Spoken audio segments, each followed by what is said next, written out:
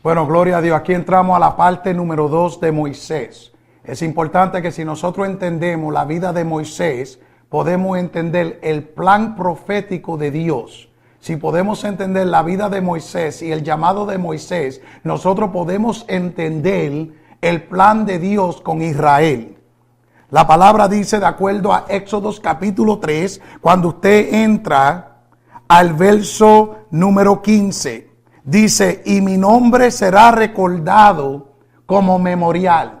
El Señor dice, aquí hago mi nombre memoria en medio de mi pueblo. Es la primera vez que Dios se identifica diciendo que va a hacer su nombre memorial, donde todas las generaciones de Moisés en adelante iban a tener como atalaya el nombre de Dios, aleluya, Yahweh. Es cuando Dios se identifica, aleluya, a Moisés, a su pueblo. Dice, ir donde los ancianos de Israel y dile al Dios de tus padres, al Dios de Abraham, al Dios de Isaac, al Dios de Jacob. Dile que Él se te apareció y te visitó. Y dile que Él ha visto el dolor del pueblo de Israel en Egipto. Dile que el Señor ha oído el clamor de su pueblo. Aleluya. Y la palabra dice que el Señor empieza a preparar a Moisés para Moisés sacarlo del lugar de esclavitud y llevarlo a Canaán, en el lugar que Dios tenía para ellos designado para ellos. Pero hermano, la palabra empieza a hablar profético en el capítulo 3 del libro de Éxodo, porque aquí el Señor dice, de acuerdo al verso 22, dice, y yo haré señal delante del pueblo de Egipto, y ustedes no saldrán de Egipto con las manos vacías. El Señor dice que ellos eran de ir a donde su vecino y decirle, necesitamos artículos de plata y artículos de oro. El Señor dijo, te voy a sacar de Egipto, pero no te voy a sacar con las manos vacías. La palabra dice que para el pueblo de Dios hoy, dice que la riqueza de aquellos que nos sirven a Dios van a venir a la mano de los creyentes, de los hombres y mujeres de Dios que van a saber qué hacer con las riquezas de este mundo para expandir el evangelio de Dios. Hermano, Dios te bendice, no para que tú uses todas las riquezas para ti, para con lo tuyo. Dios te da la riqueza para que tú puedas hacer el perfecto plan de Dios para llevar la palabra de Dios a las naciones. Es importante que Israel entendiera que Dios iba a hacer pacto con ellos, que Dios le dijo, no, ustedes no salen de manos vacías, porque todo lo que el diablo se ha robado lo voy a poner a tus manos. Todo lo que el diablo te ha robado te lo tiene que pagar 7 veces.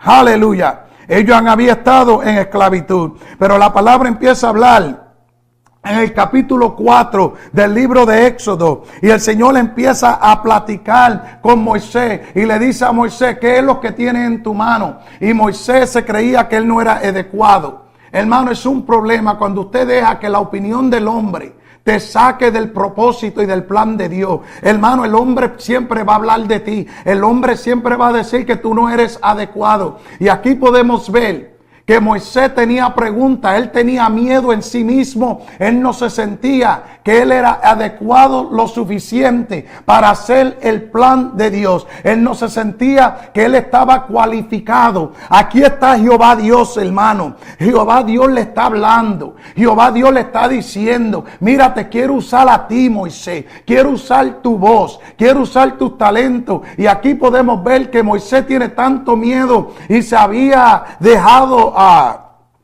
engatusar por la opinión de la gente, que él decía, Señor, aunque tú me estás diciendo que yo soy adecuado, Señor, aunque tú me estás diciendo, Señor, que tú quieres que yo sea el que libere a Israel, Señor, aunque tú a mí me estás diciendo que yo soy el escogido, la opinión del hombre me ha afectado tanto, Señor, que yo no me siento adecuado, no me siento que tengo la educación suficiente, no me siento que tengo el llamado, no me siento que tengo el propósito, Señor, para hacer esto a lo que tú me estás llamando a liberar a Israel. Aleluya. Hermano, tú no eres una opinión, tú eres la palabra de Dios. Hermano, ten cuidado que cuando Dios te está llamando y Dios te está diciendo que te quiere usar a ti, ten cuidado que tú no hagas caso a la opinión. Porque recuérdate que Moisés había huido de Egipto porque había matado a un egipcio. Pero hermano, el problema que vemos aquí es esto: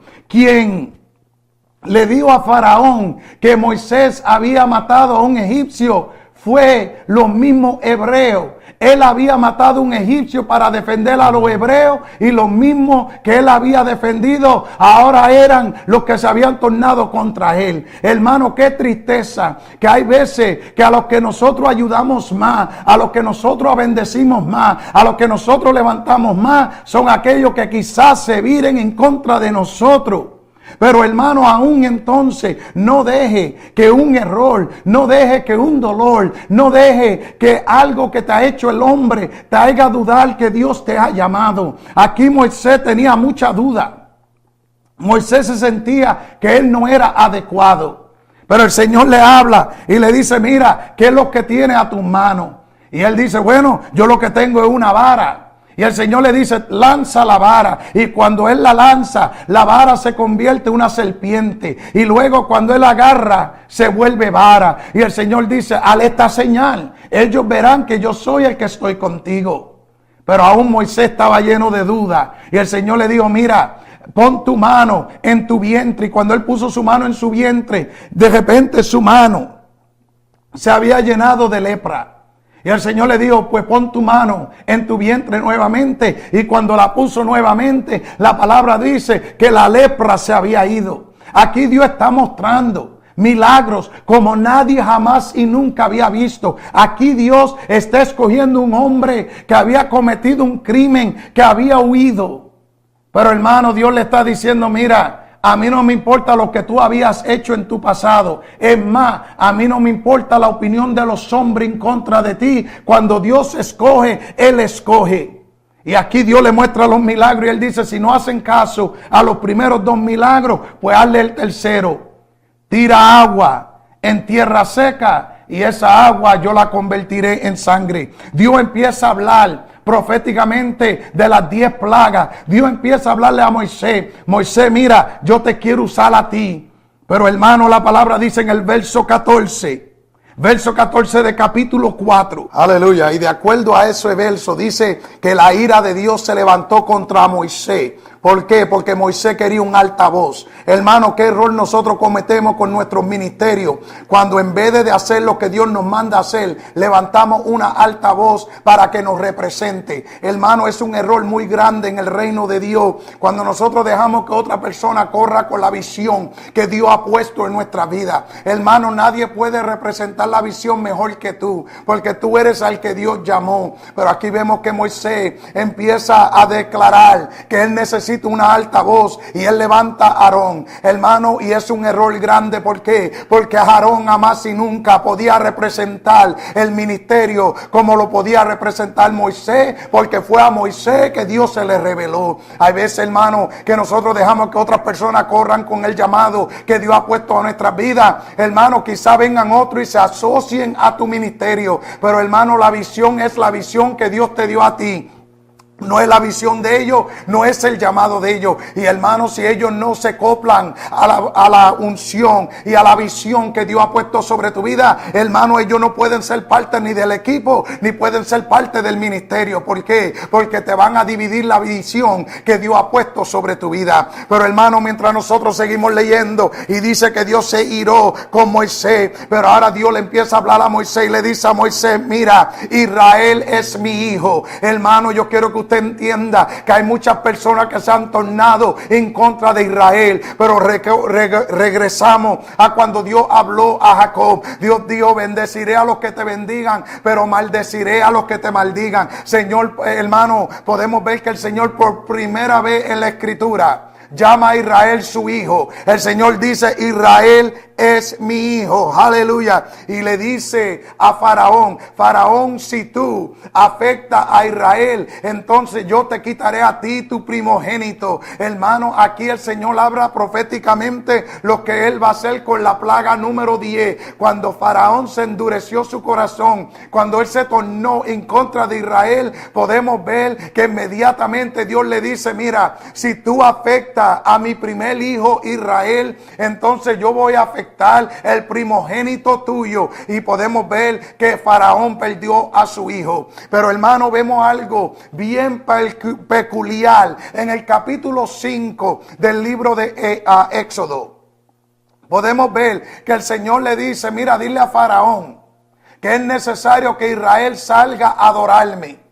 Hermano, y podemos ver que cuando Faraón se dio de cuenta que Israel iba a adorar a Dios por 3 días, podemos ver que Faraón aumentó su labor para que ellos no pudieran adorar a Dios. Hermano, pero yo te pregunto en esta hora, ¿qué te ha robado tu adoración de Dios? ¿Qué es lo que te quita de adorar a Dios? De repente hay demasiado trabajo, de repente los niños, de repente la familia, de repente tu enfermedad. Hermano, lo que el diablo teme más en tu vida es que tú saques tiempo para adorar a Dios. Hermano, muchos dicen, no tengo tiempo para congregarme, no tengo tiempo para ir a la iglesia, porque el labor es muy fuerte. Hermano, podemos ver aquí que el Señor dijo, dile a Israel que se aparten a adorarme y yo haré milagro para ellos. Pero hermano, de repente Faraón aumentó su trabajo, de repente no tenían tiempo, de repente estaban muy cansados. Te pregunto yo, ¿qué te ha robado tu adoración? ¿Qué te mantiene que tú no puedas adorar? Cuando la palabra dice que Dios habita en medio de la adoración.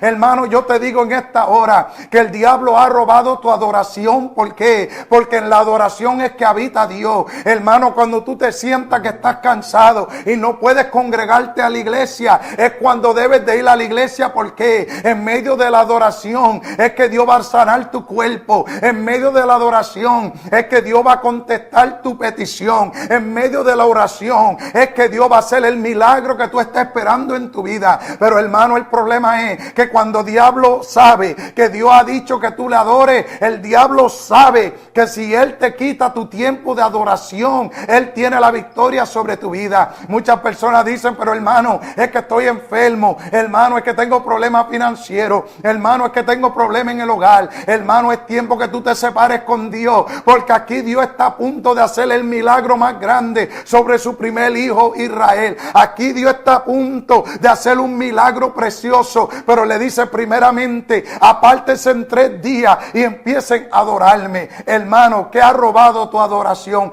¿Qué te mantiene que no vengas a la iglesia a adorar a Dios? Hermano, si el diablo te ha robado la adoración, el diablo te mantiene en esclavitud.